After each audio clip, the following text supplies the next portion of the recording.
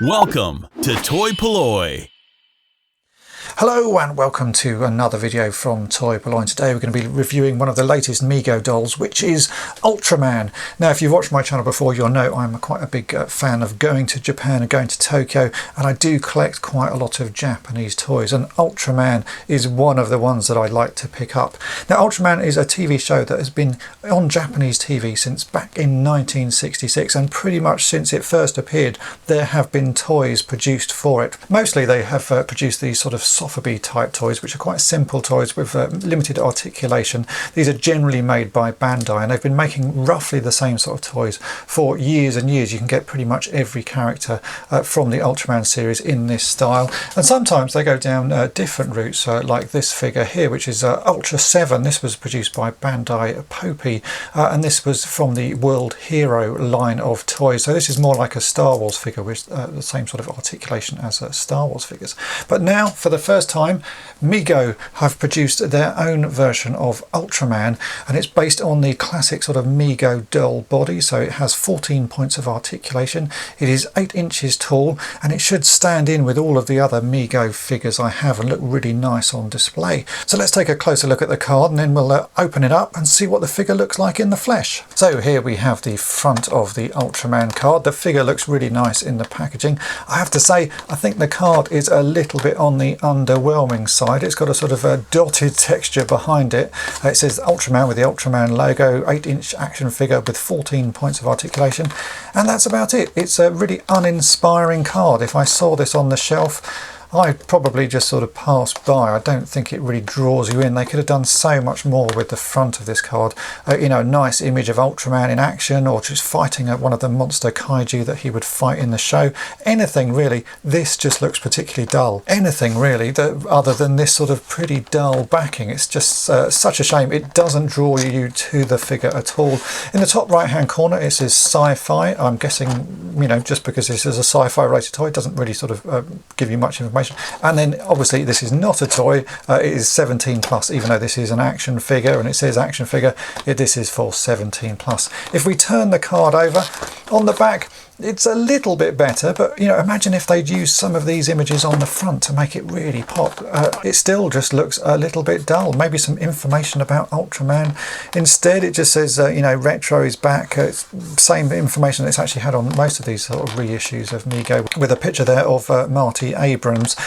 Yeah, again, it's just a very disappointing card. I think they could have done so much more with this. It's a particularly dull looking thing. So let's just go straight on to opening up the figure, and hopefully the figure will be more inspiring than this rather dull looking card.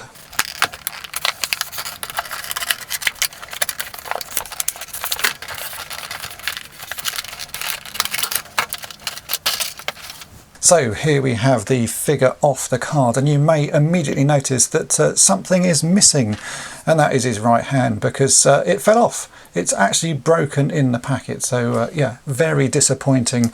I have to say that I get this all the time when I buy modern toys, and every time I open a modern toy I'm always expecting something to break, and in this instance it was his hand. It's just literally snapped off. Luckily though, with Mego dolls I have parts for a vintage one, so I think I'm going to have to swap this out for a vintage hand. So yeah, that is initially very disappointing, but let's take a look at the rest of the figure and we'll see what that looks like. Anyway, we'll take a look at the figure. You can see the face I really do like. It's a very nice sort of sculpt. It does match the original Ultraman. I'll bring in one of my little Softby ones here so you can see it's got the same sort of styling to it. Possibly a little bit soft around the eyes. It could have done with a bit of a harder sculpt, but overall not too bad. And then the uniform does really quite match the original uniform that Ultraman wore. It's made of a sort of silver fabric, and I think they printed the red on top of it.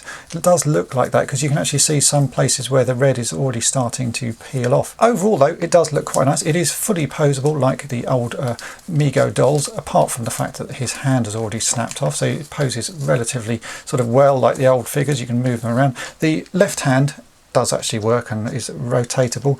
Looks like it's held on in a different way. You can see here that the right hand has the traditional sort of peg going through the middle of it. The left hand doesn't appear to have that. It doesn't seem to have a hole in it, so maybe there's an issue there with how these are made, but yeah, I'm not quite sure why that's like that. The boots are traditional Hero Mego boots. You see these boots on quite a lot of figures, but they've just made them in a silver plastic. Let's take that off just so we can have a look. So it is silver all the way through, and it's quite a soft plastic.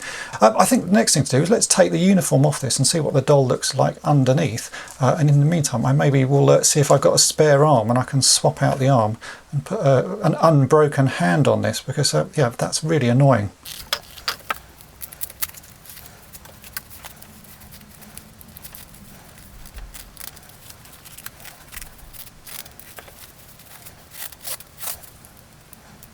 Now we've got the uniform off, you can see that underneath it does look like a Mego doll. It's made out of a slightly different plastic. It's a bit sort of firmer and a bit harder. If we turn it over, you can see on the back that it has some copyright information that says 2020 TPC made in China, and then the Mego logo. The way the head is attached is different. Mego dolls generally had the rubber of the head going into the body. On this one, if I can just sort of open it up a bit, you can see there's actually a peg coming out of the torso, and I feel if I pull that too much, that peg is going to snap off. I can already see there's some white stress marks on it. So unfortunately, transplanting this onto a vintage Mego body is not going to be the easiest thing to do. But what I have done is I've just had a rummage in my spares box and I've found an arm, and I've put the broken hand onto a vintage arm, so I'm going to swap that out and put that back on the body. I think the internal construction is much the same. You can see the metal sort of pieces holding everything together, and it does have some looks like just standard O-rings now that hold everything together. So I'm just going to swap this arm out with a vintage one, and then I'll put the uniform back on, and we can have a look at it again with all the uniform on. But as I say, that is incredibly disappointing that straight out of the box the hand falls off. I was lucky that I just happened to have a spare arm here that has a little grey piece rather than a silver piece. It's a bit loose. The new hands are slightly larger, so I will at some point add something in there to just pad that out. But for now, let's get this figure back together. And here is Ultraman put back together. As you can see, I have now replaced his arm. This is the broken part. As you can see, it's quite clearly snapped at the wrist, and I will be getting in touch with Mego to say that I've had this issue, because I think it's something that they need to know about. I've looked online and seen a few other people complaining about getting figures with 2 left hands or 2 right hands, so there are obviously some quality control issues when it comes to making these, and I think with this sort of thing it's important to let the company know that these issues are there. Hopefully they'll be able to fix them for future figures, and it may be even that they could supply me with a spare right arm that doesn't have a broken hand, because yeah, if you're going to buy stuff like this, it's very disappointing if it comes out of the packet broken. So I think they do need to know. If it wasn't for the broken hand, I do actually quite like the figure. It looks really very nice, and it is very reminiscent of a vintage figure that Posable released for the Ultraman line, which has looked much like this. I think they've done quite a good job with the outfit, even down to the back of it having this sort of fin shape on it. If you look at an original Ultraman figure like this, you can see he does actually have a bit of a fin. So they've sort of changed the way they sew outfits together to give him this little fin. Overall, it does actually look really very nice, and I think yeah, just with a few sort of more quality control issues, this could be a great figure. There's one thing that I found interesting to note about this. I do have 2 Ultraman figures. This is another one that I've got on the card, and you can clearly see here that the arm of this one is made out of a sort of grey plastic, whereas the one that I've opened here has a pink plastic in the body. So maybe there's a running change on these figures, that they're made out of different things, and maybe this one is a better sort of made thing and doesn't have the same flaw that this version with the pink skin has. Hard to know. I probably won't open this one. I've got one on the card and one out of the card now, but it might be interesting if someone else has one of these with the grey plastic, just to see what it's like. As I say, it's a little bit disappointing when figures break like this, but it does happen more and more. I've had quite a few modern figures that I picked up recently, not just Mego ones. I have to say sort of some of the Hasbro Masters of the Universe Origins figures have been pretty poor quality straight out of the box, so it does happen. And this one is not really sold as a kid's toy, it's sold as an adult collector's piece, hence the 17 plus on the packet. So I do think they assume that most people won't bother opening it. Now I'd have to say a massive thank you to Jason, who runs the YouTube channel Mr. Lurch's Things, because he very kindly picked both of these up for me and sent them all the way from Australia for me to have in my collection and to review. And I always feel bad when I sort of say bad things things about a toy that someone has sent me, but I do like to try and give a full review of these things, and if there are flaws in the figures, I will say that. As it stands, I've managed to mend this one, so he's going to go on my display here, and it might be in future that I replace all of his body with a vintage Mego body and just swap the head onto that, because I think that could look quite cool as well.